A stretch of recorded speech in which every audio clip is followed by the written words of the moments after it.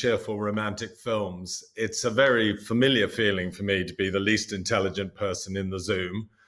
I do feel like I've found myself, fat as I am and with no extra training, on the starting block of the 100 meters final at the Finance Olympics.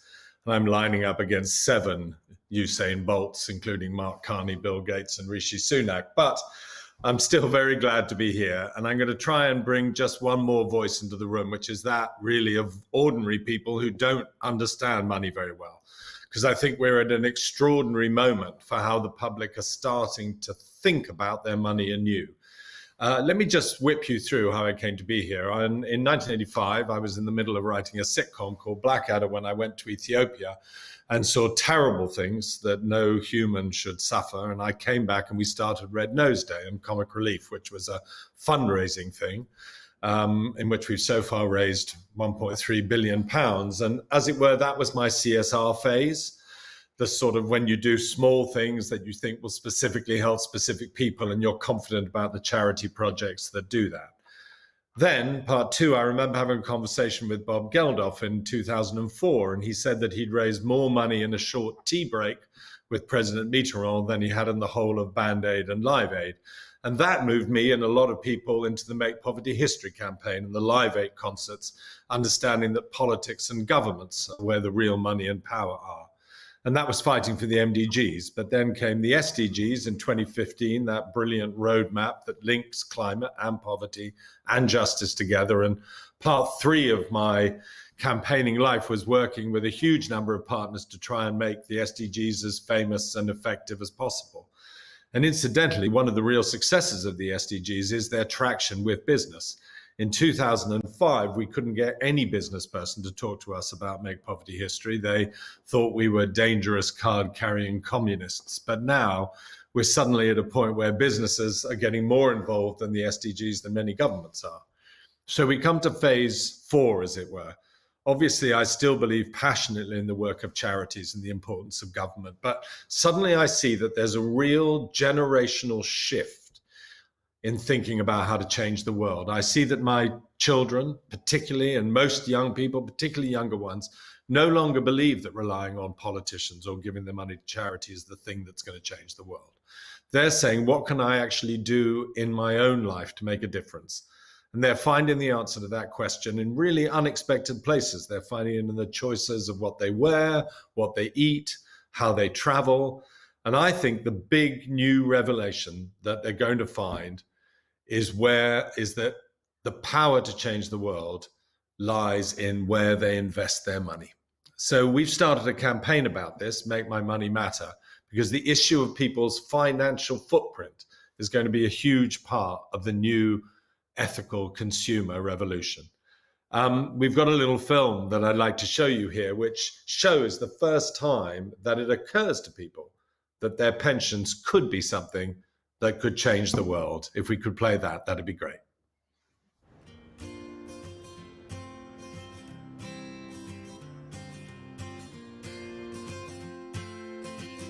It's actually never occurred to me before that my pension could be something that would create change. That's the dream, yeah. Tell me about it. I would wonder why I hadn't been told about it already. It doesn't sound like it can or should work. I think most people don't know what their pension's investing in. It'd be good to know more about the companies that my pension is being invested in, whether they're doing good in the world. Who are they? Who are they run by? What are they doing? Where are they?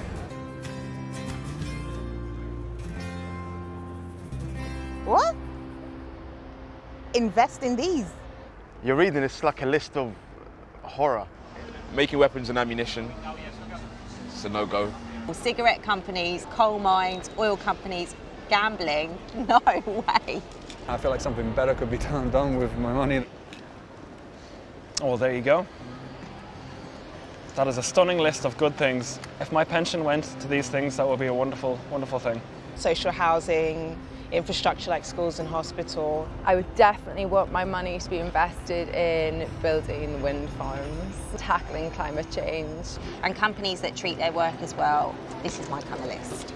And I, as a kind of customer, can feel, first of all, better about where my money is going, but also you would assume that those pensions would do actually quite well, probably make more money ultimately.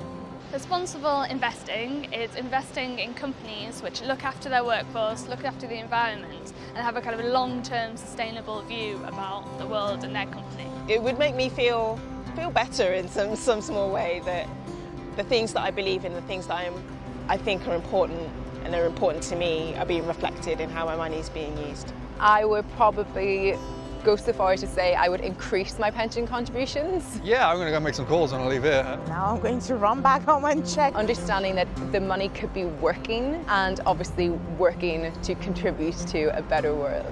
That's pretty amazing.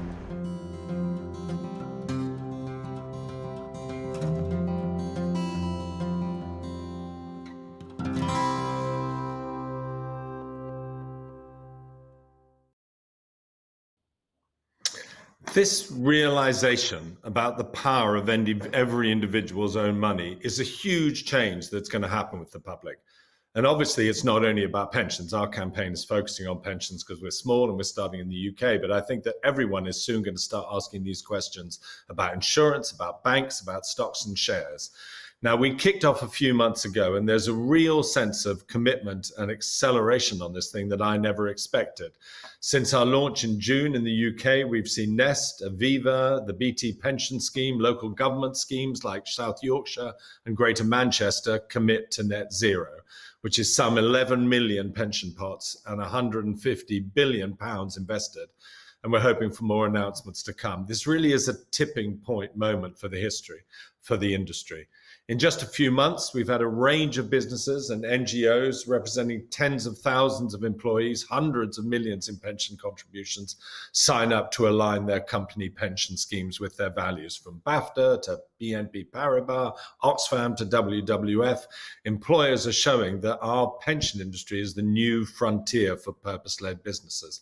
And on an individual level, we've had a million people viewing our creative content and thousands taking direct action. We're also building a global campaign too, Make My Money Matter Australia, campaigns in the US, Netherlands, Nigeria, Sweden, South Africa, France, Germany, and New Zealand. And it's such an interesting campaign because it does operate at so many levels. Politics is still key. And we're looking to governments to accelerate the rate of change in the way pensions work. Really excellent progress has been made so far in the pensions bill here in the UK and through the commitments announced in recent days by the Chancellor. But we still feel it should go further. That's why we believe the UK Pension Schemes Bill should be amended to require all UK pensions to implement net zero and Paris-aligned investment strategies. It's especially urgent now so that the G7 and the G20 and by the time of COP26, all pension funds will be aligned to net zero. And the UK can show itself to be a true global leader. Then there are the pension companies themselves that we're talking to. This is so not a them and us situation. The people inside pension funds and investment businesses find themselves at the center of something hugely important. And this is an extraordinary opportunity for them to take power into their hands and be leaders in accelerating the speed with which we achieve the SDGs. And finally, there's the public at large. Our campaign's job is to show that there's a new and powerful form of protest and progress and activism. Seems an odd one, but it's massive. You know, there's 3 trillion invested in UK pensions, money which is currently often driving the climate and nature emergency, but could be key mover in change. So what we're saying to people is that this is your chance to invest in brilliant businesses working for and with the SDGs, but also don't support things that contradict your own lifestyle. Don't campaign for peace and fund arms. Don't stop your kids smoking and support cigarettes. And don't make daily choices to help the environment in your private life, but then actually support fossil fuels with your own invested money. It really is time for people to make their money matter. It's time for pensions with intentions. It's time to be proud of our pensions and what they can achieve in creating a world that we all actually want to retire into and want our children to grow up in. When I first spoke to Mark Carney about all this, he raised all the issues that have held things back. The lack of public knowledge and pressure, the nervousness about whether the returns would be the same in responsible and sustainable investment, the lack of a consistent evaluation framework, legislative problems that affect people when they try and make changes. But what he said to me was, do the campaign anyway. Because it's like dating. If everyone's waiting for the other person to make the move, nothing's ever going to happen at the end of the night. And he was right, Because as you're seeing today, the evaluation systems are being developed. Government is focusing on these things. And there's absolute proof that the amount of returns that are coming from sustainable and responsible investments are proving consistently strong. This is no longer a question of money versus morals, of value versus values. We can have our sustainable investment cake and eat it too. So the public are coming, and they're coming fast. And it's an exciting opportunity, as it were, to change the world without giving up eating hamburgers. When I started Comic Relief, I was sitting in a room with a lot of comedians who are some of the least moral and least financially intelligent people on the planet. And we still managed to raise a lot of money. So what I just want to say as an outsider to all of you taking part today is that you are all in this position of astonishing power, and the public need you to take the lead, need you to be brave. It really is my opinion now that the Mandelas and the Steve Bikos and the Gandhis of this generation will be people being radical and brave in business and investment. You have to be the people who do extraordinary and imaginative things. You are, at the moment, the necessary heroes. So I'd like to end, as all mildly intelligent people do, with a quote from Shakespeare, who got most things right, which describes, I think, exactly where we are. There is a tide in the affairs of men, which taken at the flood leads on to fortune. Omitted, all the voyage of their life is bound in shallows and in miseries. On such a full sea we are now afloat, and we must take the current where it serves or lose our ventures. I do beg you all to ask the same question that every passionate member of the public and every investor is now going to ask every day. What can I actually do? And then do it. Let's make money matter in the serious business of living in an excellent world by 2030. The public are coming at you, and I know that you will respond with vigor, energy, imagination, products, and profit. Thank you all very much.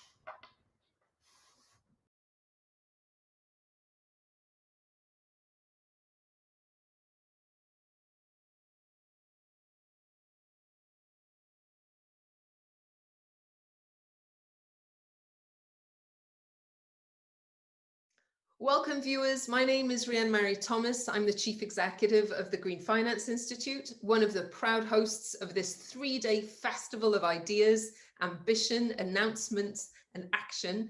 I do hope you're enjoying the summit and that the discussions are inspiring you to redouble your commitment to driving the transition to a green and sustainable future.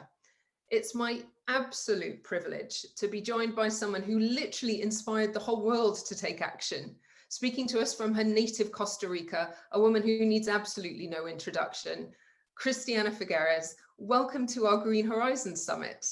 Well, thank you. Thank you very much for inviting me to join you in this non-emission way, which I honestly don't know why it took us this long to figure out that we could actually exchange views without the heavy emissions and the cost. So thanks very much for having me. We're delighted to have you. It's obviously 5 years since COP21 in Paris, where you played such an instrumental role, bringing governments together to agree to individually and collectively keep the increase in global temperature to below 2 degrees this century. You describe yourself as a stubborn optimist. Are you currently optimistic that those commitments will remain under the pressures in the aftermath of the COVID-19 pandemic? Yeah, can I give you 2 parts of an answer to that? First, I think it's important to understand what I mean, or what we in the growing family of stubborn optimists around the world, to which I hope all of you will be a part of that growing family, what we mean by that. Because we don't mean optimism as the output or the result of having achieved something. That in my book is a celebration, and we should celebrate more often than we do. But optimism is very different. Optimism is actually a choice that we make in front of a challenge, as an input to a challenge. It is the choice that we make of our attitude or our mindset when we have a major, major issue in front of us. That's different than celebrating something. So I think that we have the responsibility and the opportunity, because there's a lot of good here, to choose to be optimistic about addressing climate change, Because frankly, we have to address climate change. There's no other option that is morally or economically responsible, but also because so much transformation is already underway. So that's what I mean by optimism. And stubborn because, of course, we're going to have barriers and challenges along the way, but that doesn't mean that we then sit back on the couch and twiddle our thumbs and go, okay, well, then we're going to give up. We just have to keep on going no matter what happens. So that, to my definition of stubborn optimism.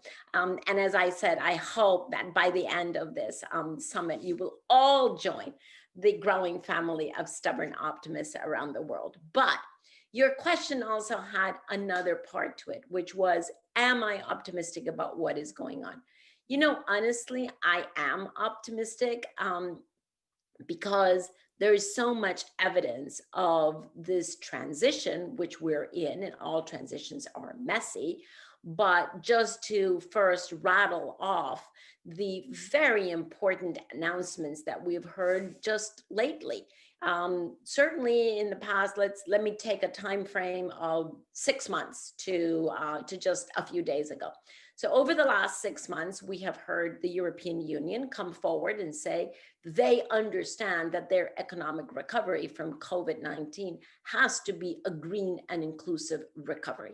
And they are focused on a recovery that is going to create jobs in clean technology sectors. They're also going to make it much more inclusive than previously planned. China came forward about, well, I think it's now about a month ago. President Xi Jinping himself in person came forward to say that he is committing China to peaking emissions before 2030. He didn't say by 2030, he said before 2030. Very interesting choice there of a word. And to be at zero net before 2060. Again, very interesting, the choice of words, and very interesting that that announcement came before the US election. Frankly, I thought that China was going to come forward with a very important commitment after the US election. But the fact that they chose to do it before is a very strong geopolitical signal that they're not depending on what the United States does. No matter what happens in the United States, they're moving forward because they know it's good for their economy and certainly for public health. Now, moving down the line, just this week, at the beginning of this week, first, if I'm going to do this in chronological order, we heard from Korea saying that they're going to get to carbon neutrality by 2050 and they're going to end coal financing. And then to crown it all off, this week at the beginning, I think it was Monday, we heard from the Prime Minister of Japan say that they're committing to get to carbon neutrality by 2050, a major shift from where they were just a couple of weeks or months ago. So, you know, it's quite exciting that just if you take national government, but we can also go into many other components, just from the national government point of view, there is country after country after country that is realizing that this is not about charity. This is not about saving the planet. This is about stabilizing their economy. This is about increasing the resilience of their economies. And that's why they're doing it. So we now have basically the lion's share of the G7, plus these major economies in India that major economies in Asia, minus India. We haven't heard from India yet. But, you know, if the United States election goes to the Biden camp, and if we have a Biden administration, then we have the major economies of the world moving forward in unison. And that is pretty impressive. So evidence-based optimism is what I'm hearing, which I think meets both your criteria as both a reason for celebration and a reason for hope. Yes, indeed. Well identified. You once said of financial services, there is no other sector that holds more leverage in determining whether by 2030 our emissions will be half of where we are today. This is a conference that is very much focused on mobilizing capital, addressing the financial sector. And we've seen a lot of progress by the private financial sector over the last 5 years, with increasing recognition that climate risk does pose financial risk. Do you agree that message has come through strongly enough? I would say it is coming through. I wouldn't say it has come through strongly enough. I think we're still in the process. But again, there a lot of evidence, to use your good word, a lot of evidence that we're moving in the right direction. And interestingly enough, I think that direction is being given because of the increasing understanding of the risk of not doing so. And so how do I reach that conclusion? Well, let's first understand that climate change has both a physical destruction risk, because of the ravages of climate change can literally physically destroy your infrastructure, but also there's value destruction risk, right? Because you can have stranded assets quite quickly, and we're already beginning to see that happen. So those two risks that have been identified by the Task Force of Climate Disclosure, the TCFD, has really grabbed the attention of the financial sector and moved us in a very important direction.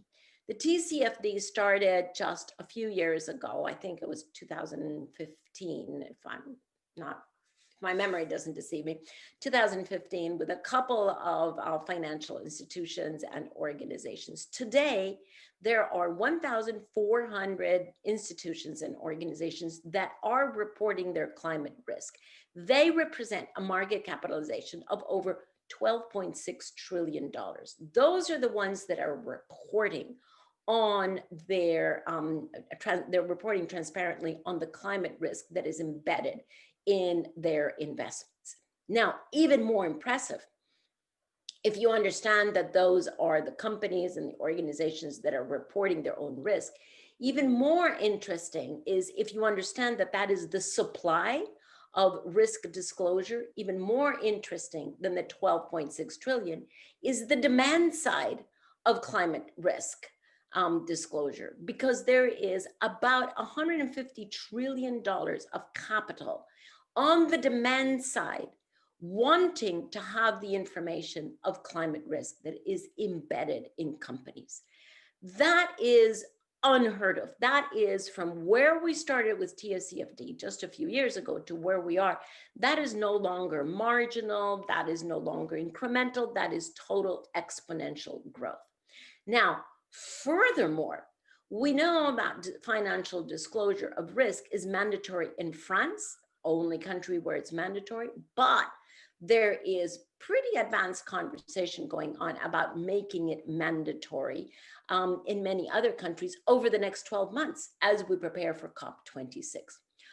On top of that, just staying on the risk side, on top of that, the International Accounting Standards Board has just recently, about a week or 2 weeks ago, has recently emitted an opinion saying that climate change risks must be incorporated into financial reporting. So now the ball is in the court of the big four accounting firms, because once they understand that opinion from the Accounting Standards Board, they will understand that now their role is to inform the companies that they audit that they will actually only be able to sign off on financial statements from companies that include the climate change financial risk.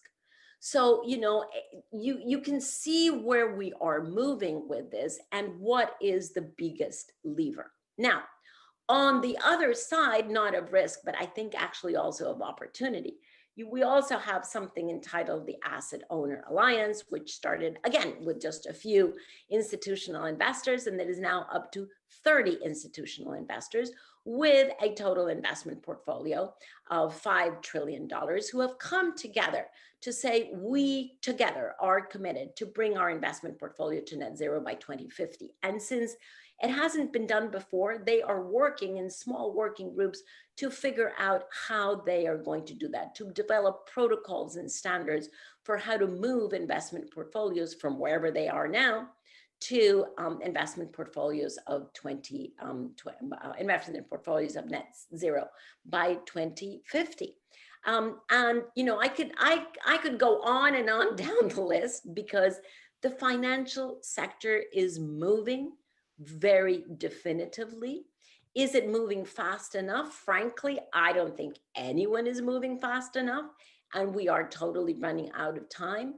But there is very concrete evidence of the financial sector understanding the risk and moving toward the opportunities of clean technology, clean energy, regenerated soil, opportunities for investment and for lending.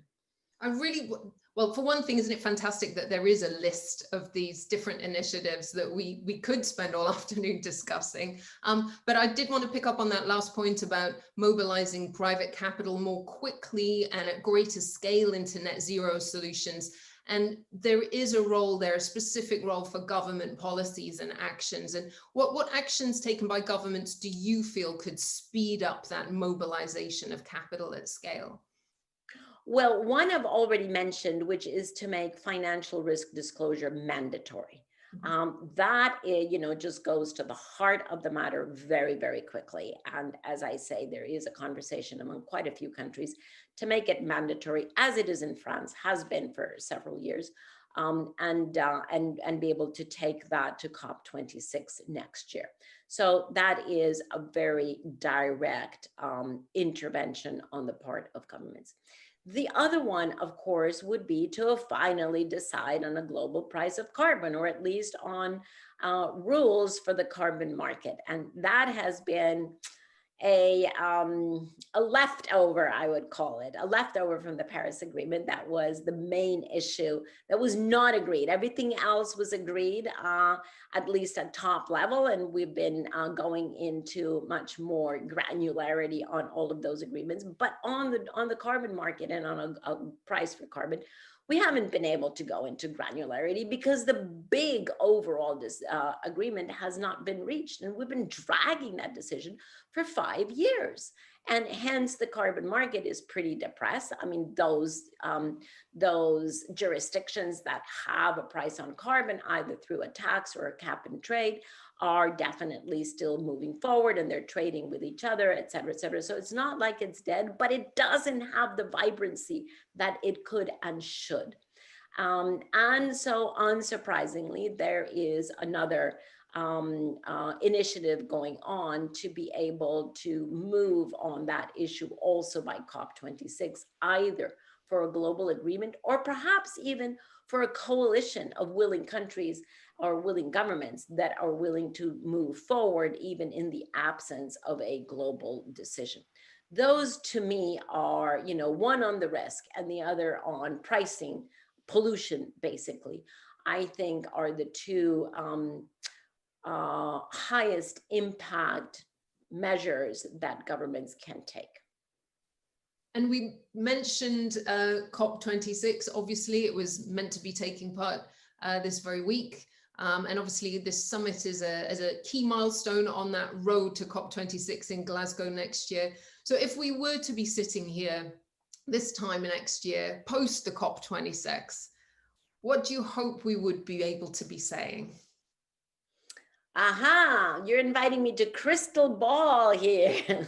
Well, anytime you crystal ball, you run the danger of it just breaking in front of your feet. So it's a very dangerous question that you're asking me, but let's put out a couple of things.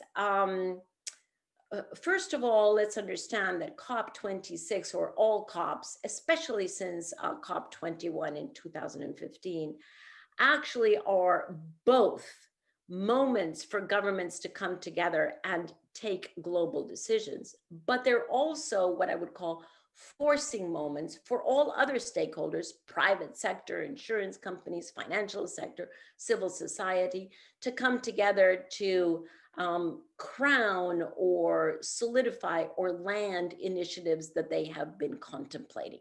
So it's both a moment for governments as well as a moment for non-governmental or not central governmental initiatives. On the government side, I can't hide my my hope and my wish for a carbon market.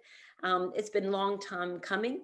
I think all countries would be benefited by it. I spent many years of my much younger life in the carbon market, and I am a market believer. I know not everyone is. I definitely agree that there are many improvements that can be made to what used to be the CDM, the previous carbon market. Everything always benefits from improvement. But I don't think not having a vibrant market is an improvement over what we had in the CDM. So I would actually argue for the lessons learned there and to come out of COP26 with a governmental decision to revitalize, revamp, reset, reinvent the carbon market. So that would be my wish. It's not a crystal ball, it's a wish that would be the case. Secondly, what is scheduled for COP26 is what we call the first round of the global stocktake. And what that means is 2015 plus 5 is 2020. We should have had COP26 this year. It's been delayed. But it doesn't mean that the tasks that were assigned to COP26 fall out. The task that is assigned to COP26 primarily is what we call the global stocktake, which is the feature in the Paris Agreement that every 5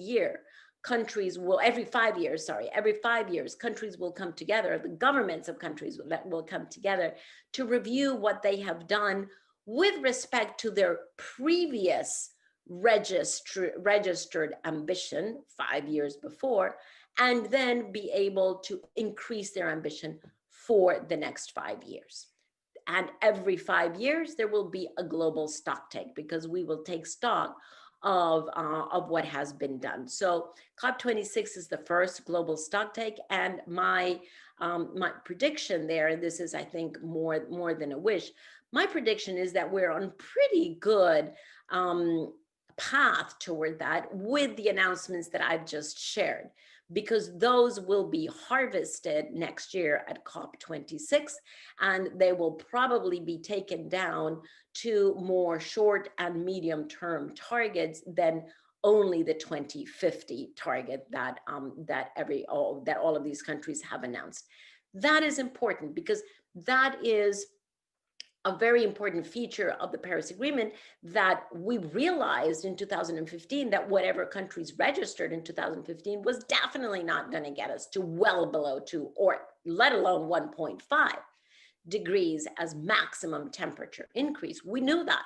And that's why the Paris Agreement is structured in these 5-year periodicity or 5-year cycles at which every 5 years countries come, take a look at what they've done and increase their ambition. So the Paris Agreement is not a static, it is a moving agreement structure that moves with the decarbonization of the global economy across several decades until we can get to zero net, hopefully even before then 2050. So that global stocktake is absolutely key for the credibility of the Paris Agreement, but more importantly than that, it's absolutely key for all of us to know, are we progressing or are we walking back or are we standing still? That's the point of the global stocktake, and that will happen next year. Well, on that note of optimism, I'm afraid we're going to have to bring our conversation to an end. It just leaves me to thank you very much for sharing your insights. Thank you ever so much for your leadership. And thank you so much for joining us at the Green Horizons Summit. Thank you. Thank you very much and enjoy the summit.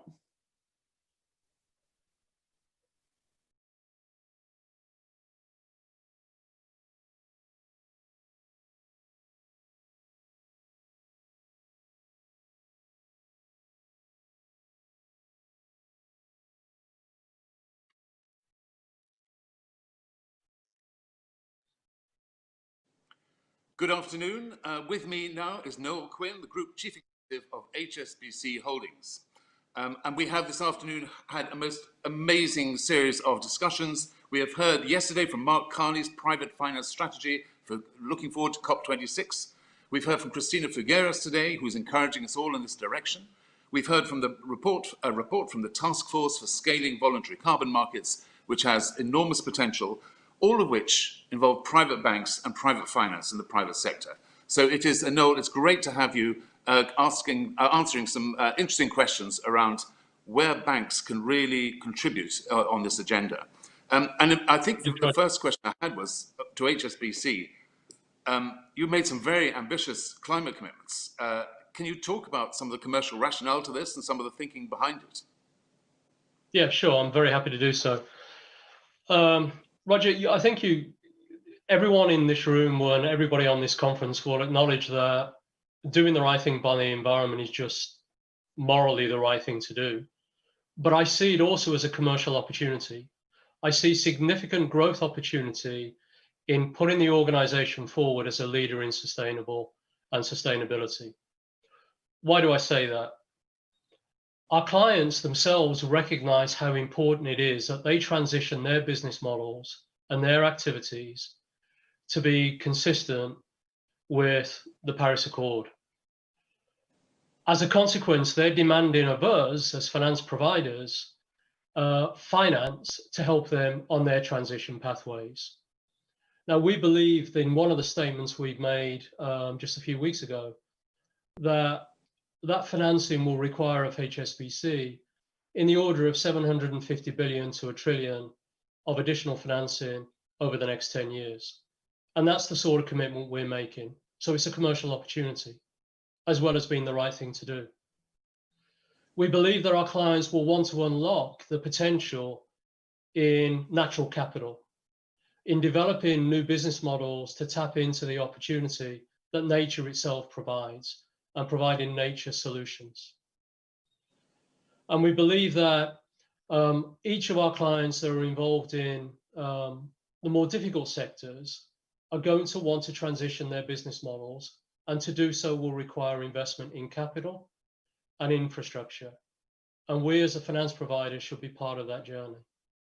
But we also see opportunities in the personal sector. We think our personal customers are going to seek investment opportunities that align to their own personal ambitions on the environment. And therefore in wealth and asset management, we see significant growth opportunity there as well.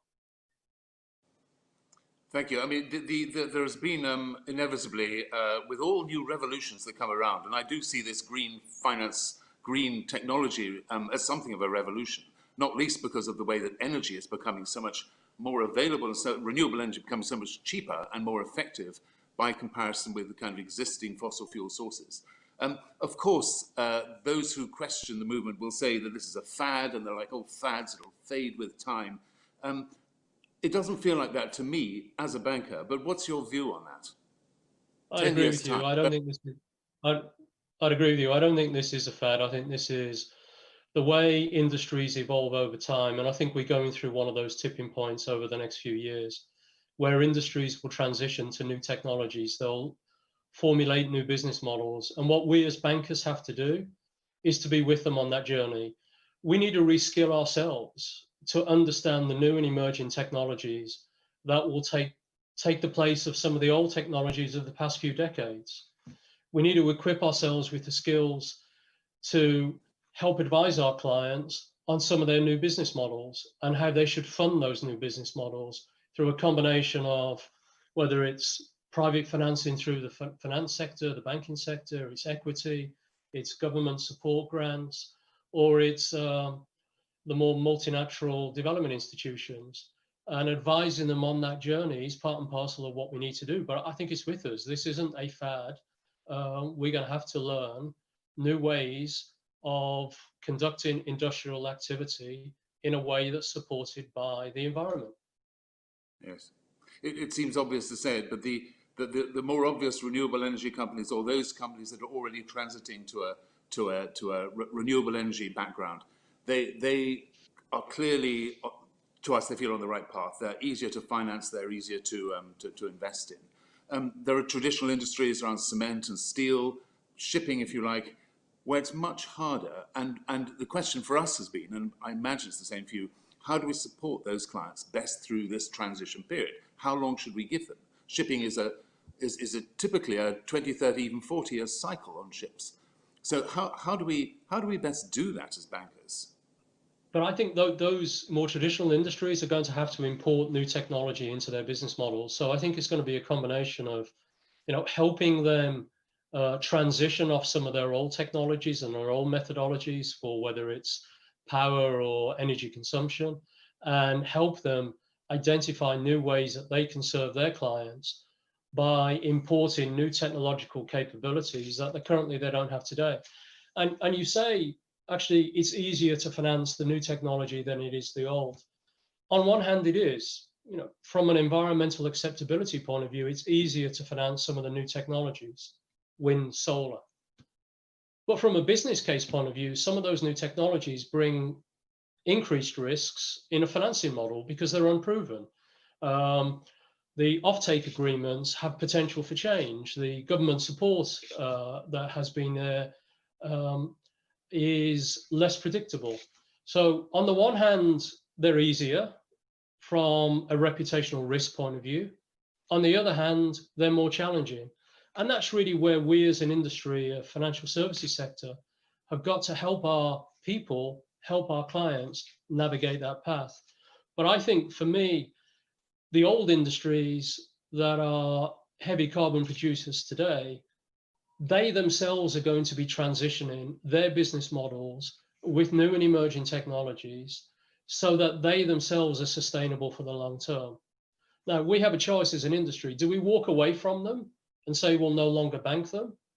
Or do we walk towards them and say, we'll help them finance their business, their new and emerging business model? We'll help them on that transition journey. And as a client-led organization, I'd rather work with our clients on the journey than they're on, rather than just walk away from them. Yeah, that's my personal view. Yes, I fully concur. I think for us as bankers, one of the most exciting things will be that when we can affect our capital weightings according to climate risk, and certainly going through the climate risk adjusted credit process is in any bank quite a conundrum. We've created these fantastic credit systems which are wonderfully we have risk weightings, we have very well worked out ways of applying both return and capital to those risk weightings. And here we are saying, well, we'd like to bring climate into that as well and start to affect positively or negatively the capital weightings that we have. Now, for us, and I'm sure for most banks, this is a lot of work. And it's the bigger the bank, I suspect, the larger the ship, the harder it is to turn around. So I wondered whether you had a thought about how we make this credit process more climate adjusted, how we bring that in. And also, is the data good enough yet? Do you find that you have enough on your clients?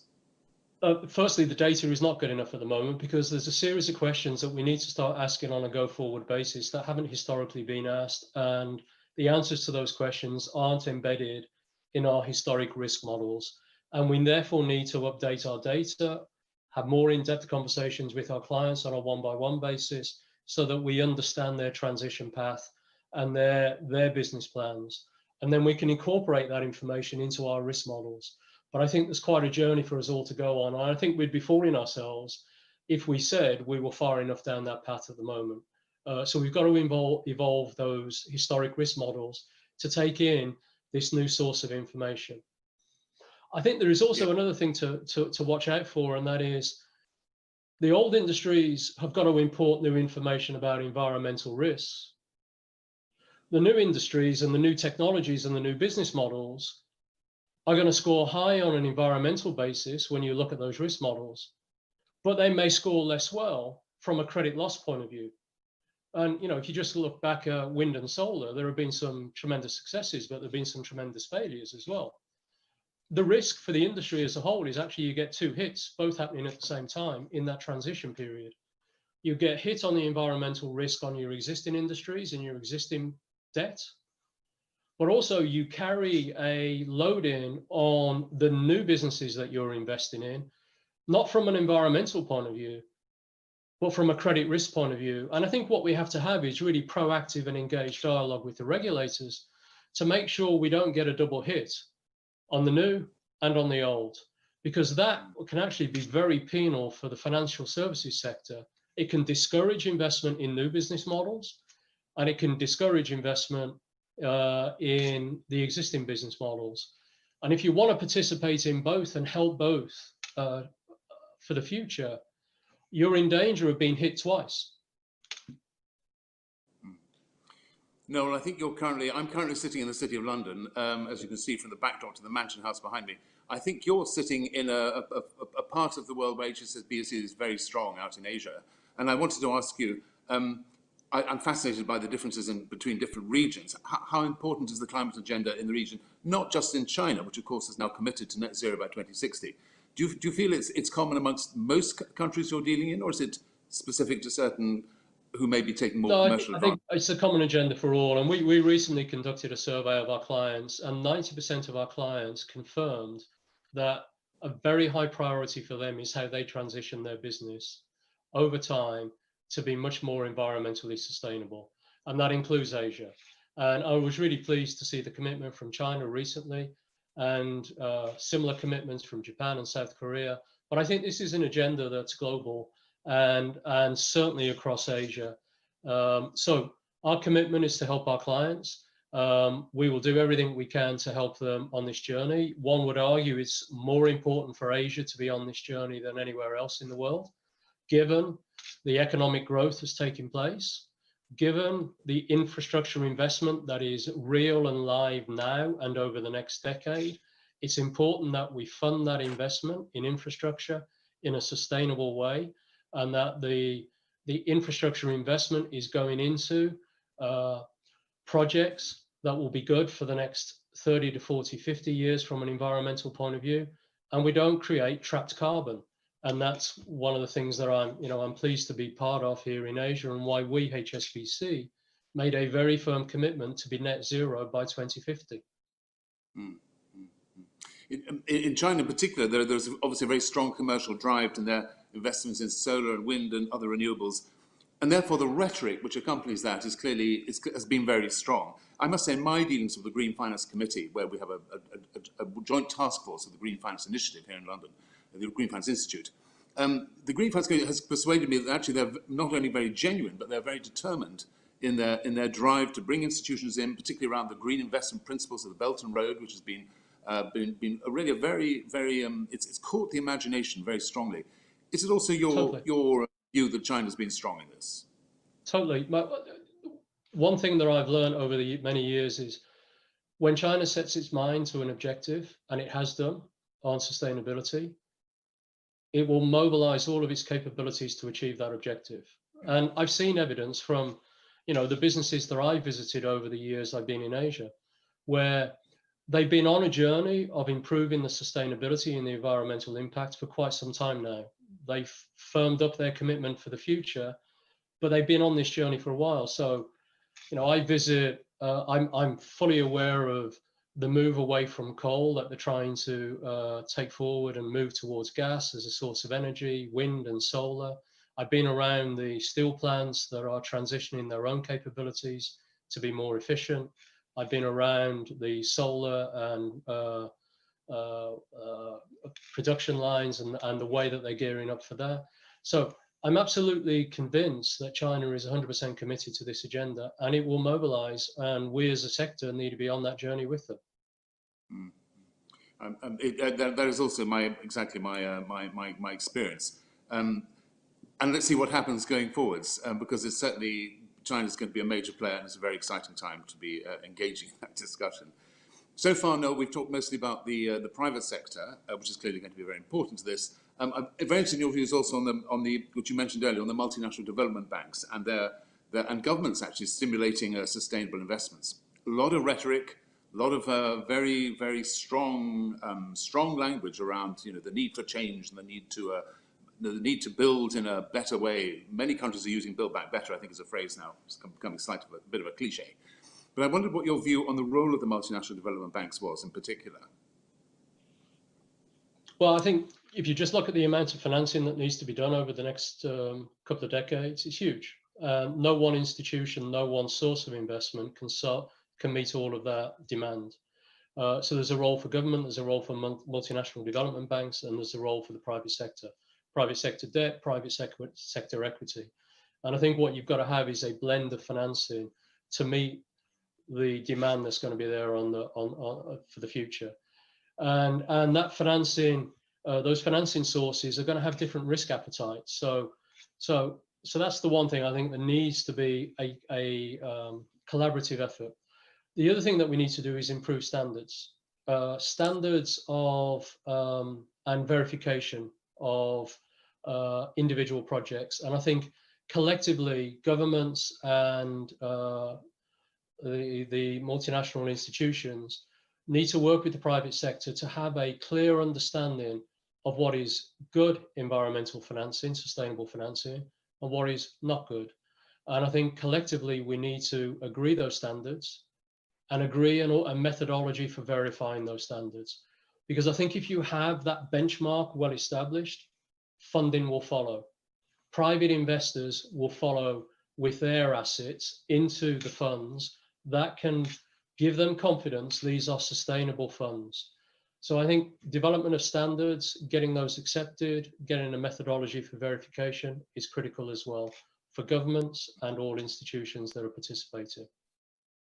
Absolutely, and that will certainly help the whole credit process as well enormously for us, as well as accelerating the market. I wanted to delve a little bit further into the multinational development banks, because these AAA institutions clearly have a mandate to help develop projects and to help develop communities and societies in a particular area of the world. I wonder whether if they were triple B, they might take a bit more first loss, currency and political risk. And I wonder whether you had a view on whether they could be given a broader mandate by governments to do even more than they do. I think there is a place for that, because I think in the early days, particularly as projects and initiatives are developing, there is the potential for a gap in the market where the private sector aren't yet ready to meet the top end, go fully up to the top end that the multinationals are willing to fill. And I think there is a risk of a gap in financing being there, where the risk profile of the private sector and the risk profile of the government will open up a gap in financing. And I think for a period of time, there may be a need to fill that gap. Good. I would certainly agree with that, which I've been vocal on. I would love to see the MDBs doing even more, and certainly their mandate by governments to be given a broader scope, which is not an easy thing to do, but it would be great to see. Noel, I'm afraid we're coming towards the end of our 20 minutes, but I want to ask you, we bank as financial institutions, what can we do in the run-up to COP26? Where can we play our greatest role, do you think, in terms of developing this conversation? Well, I think we've got a number of things we can do. We have a responsibility for each of our institutions to reskill our teams, to build new capabilities and build new products. We have to help our colleagues understand how to risk assess the current business models and how to risk assess the future technologies and the future business models. That is on each of our shoulders. Collectively, I think we as an industry need to help the formation of appropriate standards so that we can adequately assess individual business models in individual industries. We need to also build transparency in the disclosure of our activity. I think the worst thing that we can be accused of is sort of greenwashing. None of us want to be there. And to avoid the risk of greenwashing, we need to build collectively for the industry acceptable reporting standards that have credibility, that are verifiable, and that everyone that's looking into the financial services sector will say, I understand exactly where that institution is and how well they're progressing on their commitments for sustainability. So there's some thoughts of what I think we can and should do. Noel Quinn, Group Chief Executive, HSBC Holdings, thank you very much indeed. Very insightful. Thank you. Thank you, Roger. All the best.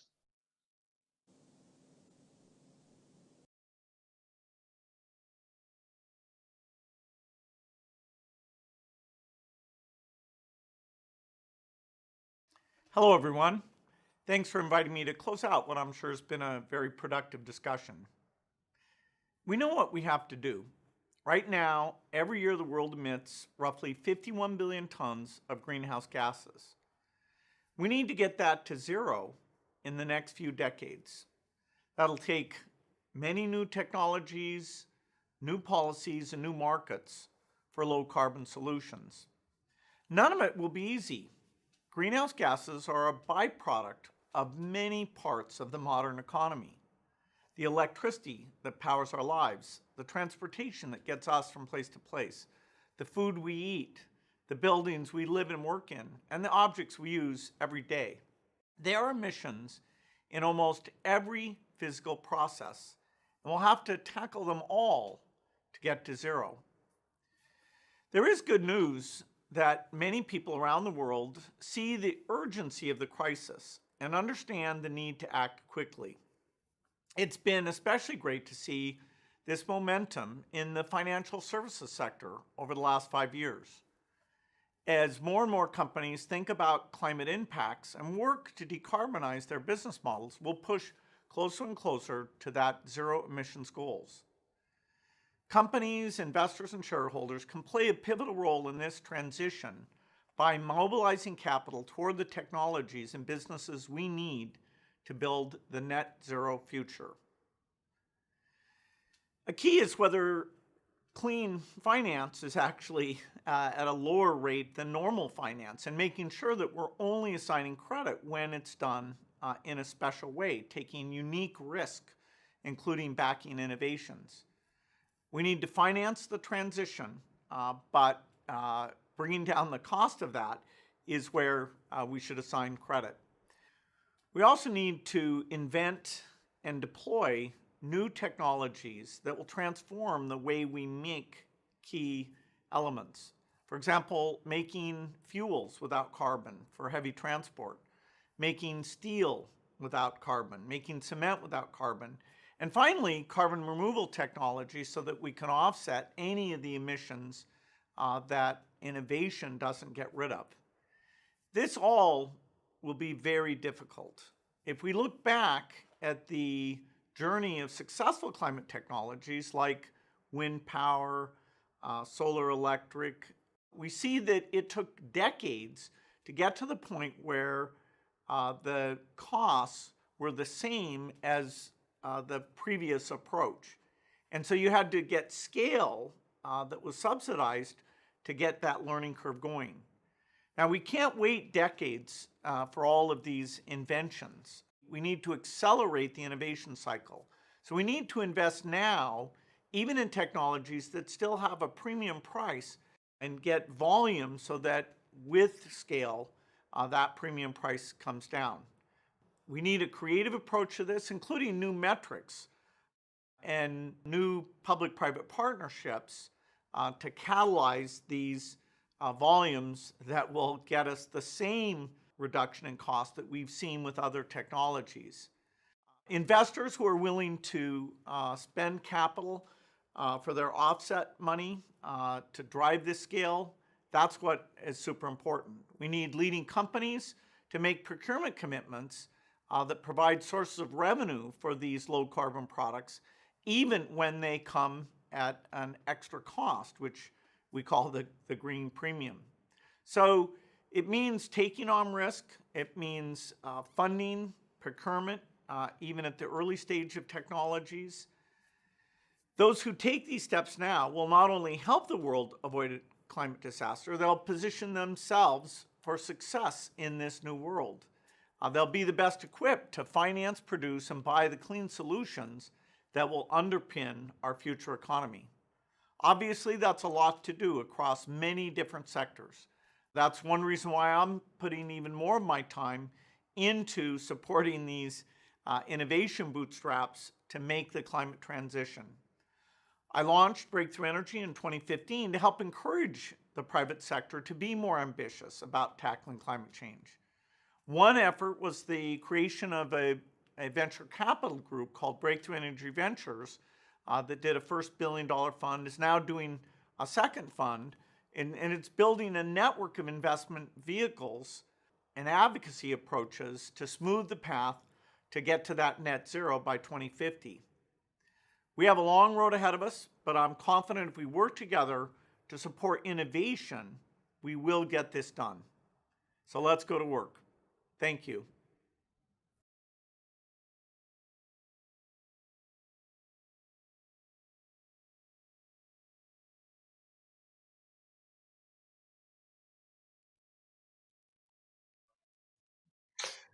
Hello, everyone. It is a pleasure to be with you all today.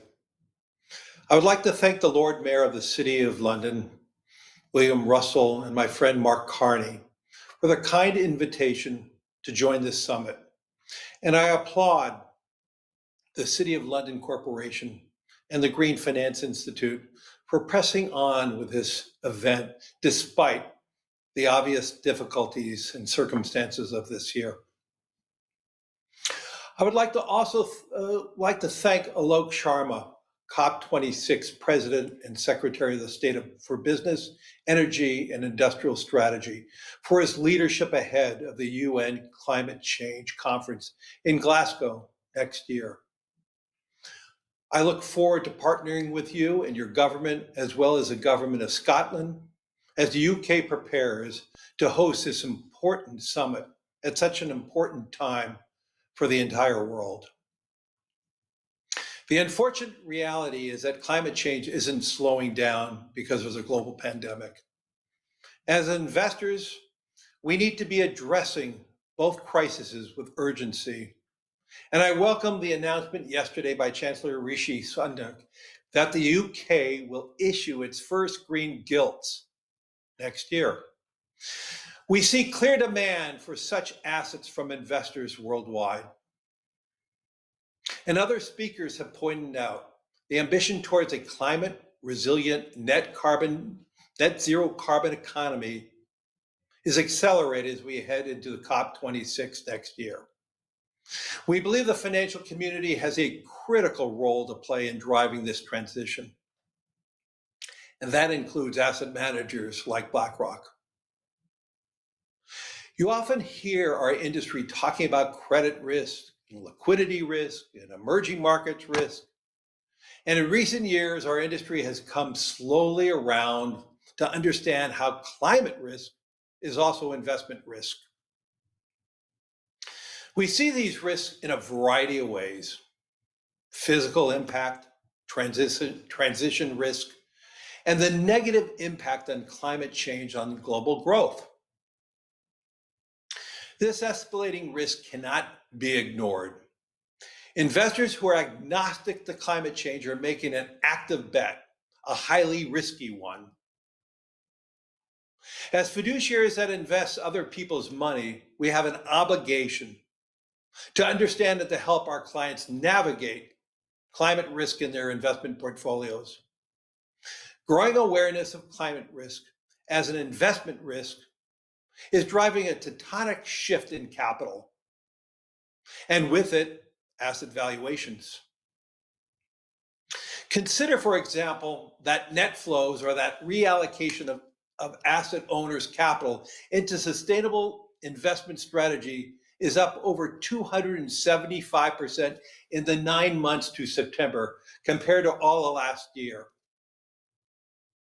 The investment industry now has the opportunity to further accelerate this phenomenon and demonstrate that we can be a catalyst for change. We can help bridge the financing gap, supporting the reallocation of flows towards sustainable development. For us at BlackRock, this means doing a number of things. First, it means to fully integrate sustainability-related risk analytics into all our active investment processes. This means that at the portfolio level, our portfolio managers are accountable for approximately managing all exposures to sustainability-related risk and documenting how those considerations have affected investment decisions. BlackRock is on track to reach that goal we set in January to have 100% of our active portfolio teams ESG integrated by year end. Second, we are working to democratize access to sustainable investing by making it easier for our clients to go sustainable. This year alone, we've launched over 50 new sustainable strategies, including index mutual funds, fixed income products, active equities, and ETFs, so that all people can have low-cost, easy access to diversified, sustainable funds. We're also moving to make sustainable building blocks the standard offering in all our solutions and all our models. BlackRock is investing billions in renewable power, and we'll be extending our renewable investment capabilities to emerging markets in 2021.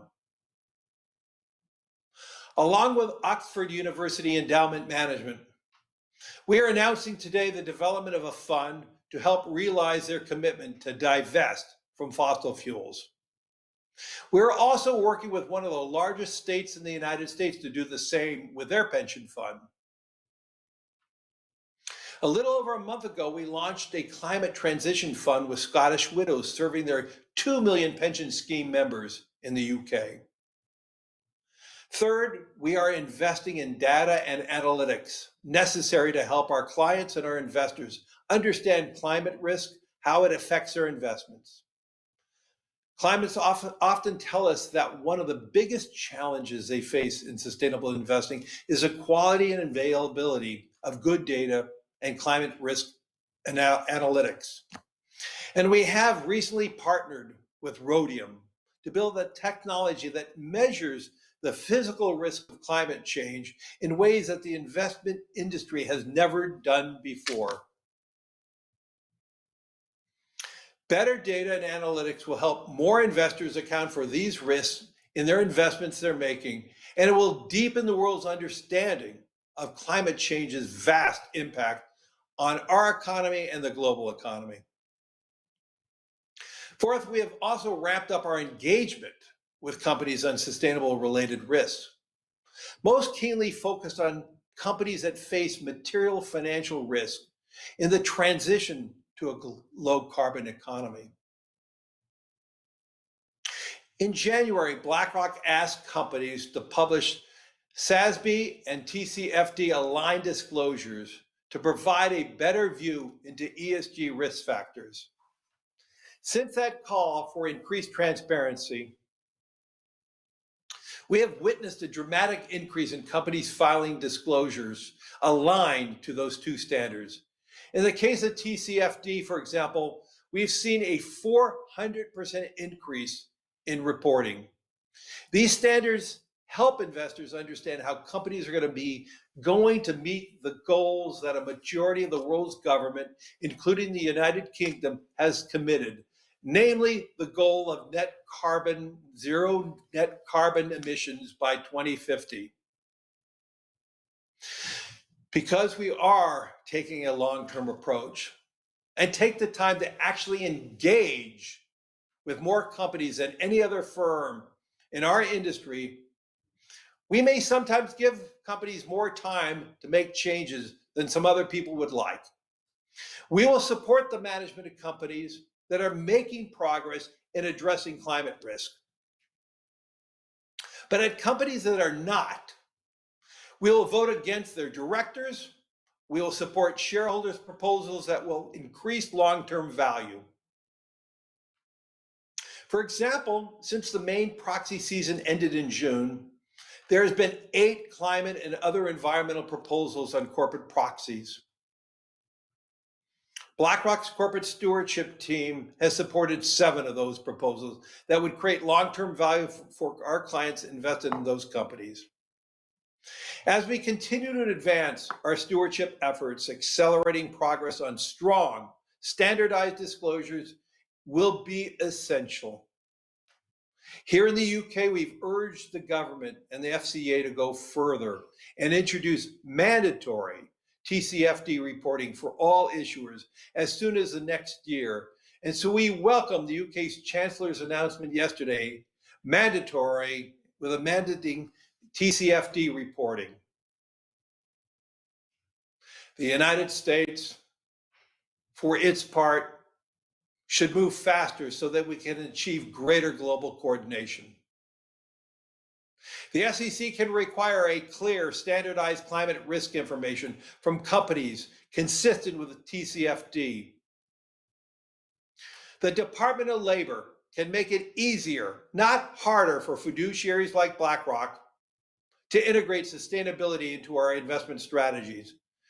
And for the Federal Reserve and central banks globally should use a template that Mark and others have pioneered to bring climate risk into their prudential and supervisory oversight processes.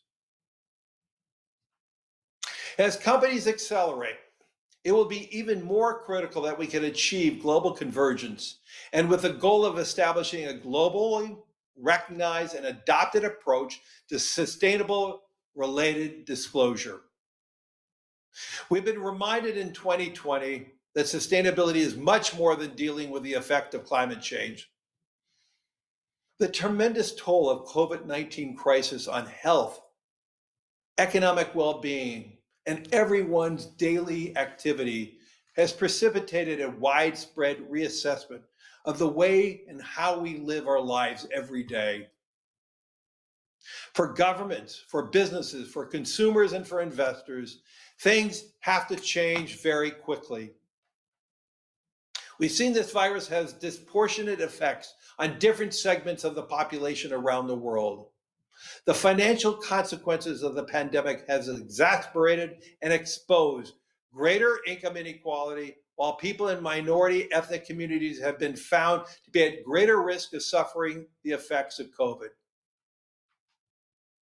These significant issues that will have a long-term consequences for our society. Yet we have seen that regardless of industries or companies with strong sustainability characteristics, companies focused on all other stakeholders have weathered the crisis more effectively. Knowing this, what's the best way forward for financial firms and asset managers? Asset managers have to play a role in playing to helping make the global economy more resilient, more transparent, and a lot more efficient. We have a role to play in making capitalism work for more people.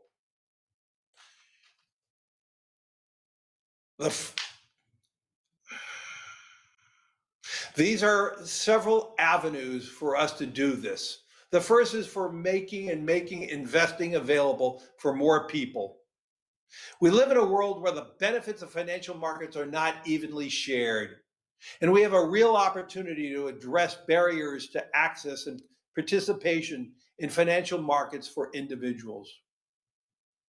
Second, we must make sure that companies focus on the long term, operating sustainably, and serve all of their stakeholders, addressing issues like diversity, fair treatment of workers in their supply chains, and climate preparedness. And third, we must accelerate sustainable investments to help create a resilient net zero economy. We are 12 months away from COP26.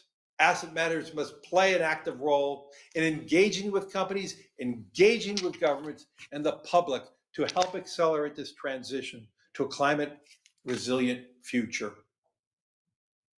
It's better for our clients, better for the planet, better for the resilience of the economy, and gosh, better for individual companies as they manage their own risk. Individuals gathered here today are making these aspirations a reality. It is a real privilege to be part of this work, and I truly want to thank you for the opportunity to speak today.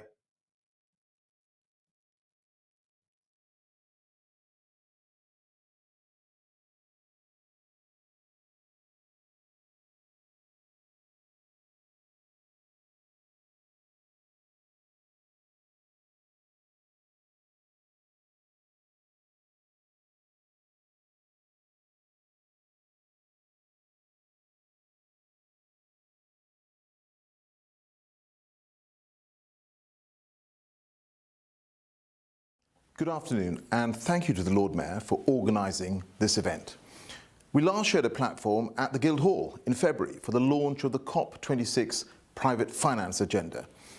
And it was during the first 2 weeks of my role as Business Secretary and COP26 President-designate. Well, we were living in a very different world then. As I speak to you during the first week of our new national restrictions, we know all too well the damage that coronavirus pandemic has caused, both human and economic. But though our circumstances have changed immeasurably, the challenge I set out when I spoke to the financial sector in February remains the same. There is an urgent need to raise global ambition in reducing our emissions, building climate resilience, and reaching a net zero global economy. And finance has a pivotal role to play. If we're to increase green global investment from the billions to the trillions, all finance must align with the Paris Agreement. As someone who previously worked in finance, I'm really proud to say that this sector is rising to the challenge. Since I spoke to you in February, major financial institutions have come forward with ambitious commitments. This week, M&G plc committed to become net zero by 2050. Over the past 2 months, the likes of HSBC, JP Morgan and Morgan Stanley have made similar commitments. Whilst in October, the BT pension scheme announced that it will reach net zero by 2035. The Net Zero Asset Owners Alliance includes some of the world's largest pension funds and insurers, and now represents over $5 trillion in assets, up $1 trillion from last year. And today, the UK government has endorsed proposals from the IFRS Foundation to develop global sustainability standards, helping to achieve consistency across the world. We've come a long way, particularly in the past year, but we know there is more to do. The next decade is absolutely critical. Avoiding the worst effects of climate change means rapid decarbonisation and increased resilience. To remain in line with the Paris Agreement, we must reduce our emissions up to 5 times quicker over the next 10 years than we have over the past 20. We must finance the transition to net zero before it is too late. That is why we're making international finance a central theme of our COP presidency. Last year, the Prime Minister announced that the UK would double its international climate finance commitment to £11.6 billion between 2021 and 2025. And on the 12th of December, the UK will, alongside the UN and France, co-host an Ambition Summit in partnership with Italy and Chile. We're calling on countries to come forward with new commitments on finance, so that together we can meet and exceed the global goal of mobilising $100 billion a year for developing countries. And in the run-up to COP26, we also want more companies to disclose climate risk in their financial reporting. Yesterday, the Chancellor announced our plans to achieve widespread mandatory TCFD reporting by 2023. This is a major step forward for transparency of the largest UK companies, financial institutions and pension funds. And we want to see more commitments ahead of COP26 that reflect the urgency of the situation we face. Commitments that change the future of financial flows and that actively support the transition to zero emissions. So I leave you with one message. Join the race to zero. Commit to net zero by 2050 at the latest and publish a clear plan for how to get there. Please do it now, because we do not have time to waste. Together, with your knowledge and expertise, we can finance the move to our green global future.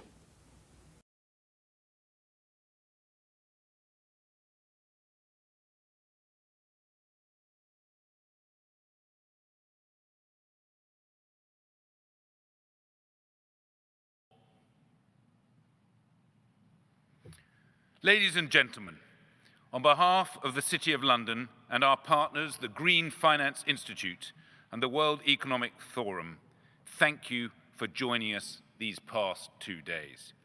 It has been a pleasure to host you all here from the Mansion House. I must also thank our sponsors for all they have done to support the summit. To our platinum sponsors, Barclays and 91. To our gold sponsors, BNP Paribas, HSBC, Refinitiv, and Standard Chartered. And to our silver sponsors, Bank of China, CME Group, DLA Piper, EY, and the Government of Guernsey.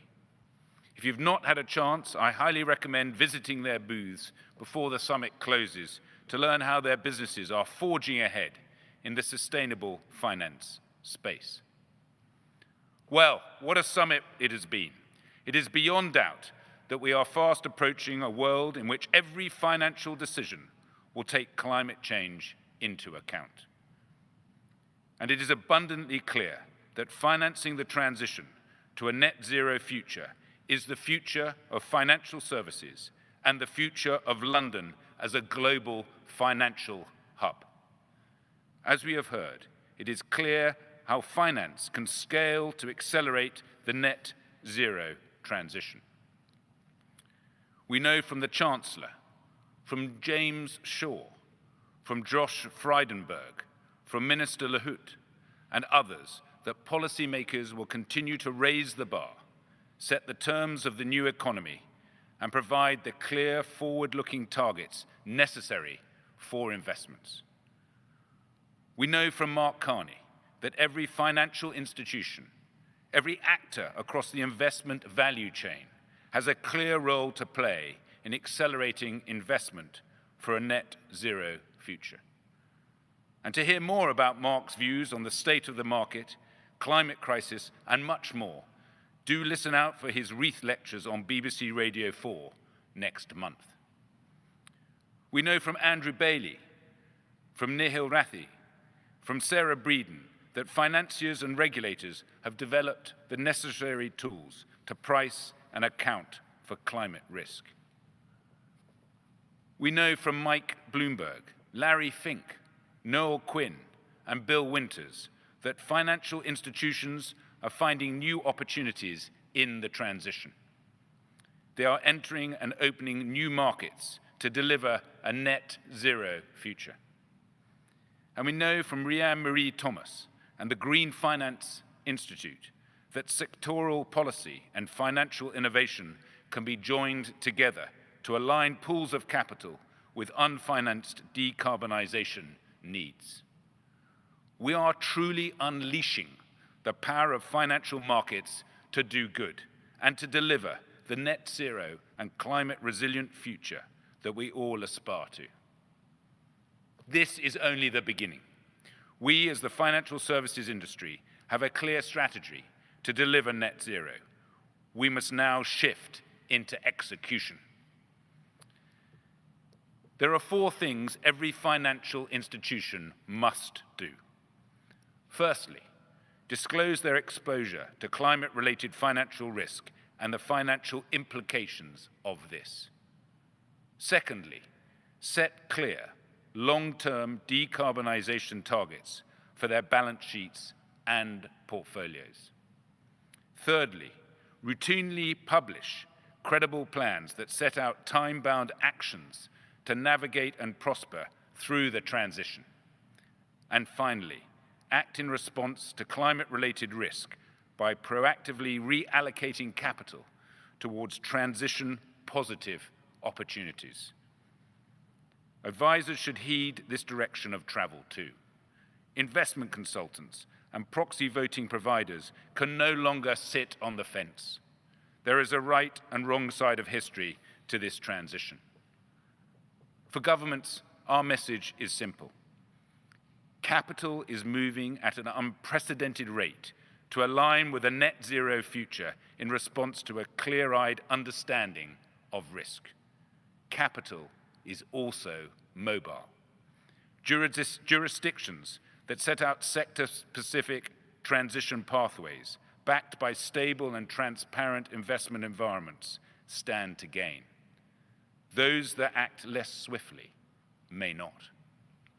I hope that the Green Horizons Summit has inspired each of you to re-examine what you can do to speed the transition. Together we can create an everlasting cycle of innovation and investment for net zero. We can make this change a reality, and the first steps have already been taken. The Green Horizons Summit marks the start of a year-long program that ends with concrete action from private finance at COP26 in Glasgow in 2021. That action must not simply be in the form of more pledges and signatures, although they have their place. We must act with new investment and clear transition plans with direct engagement and high-quality disclosures. As you leave today, remember that we all have a pivotal role to play in delivering the transition to a net zero and climate-resilient future. Financial markets have the power to put us on track for Paris and prosperity. Let us move forward. We have no time to waste.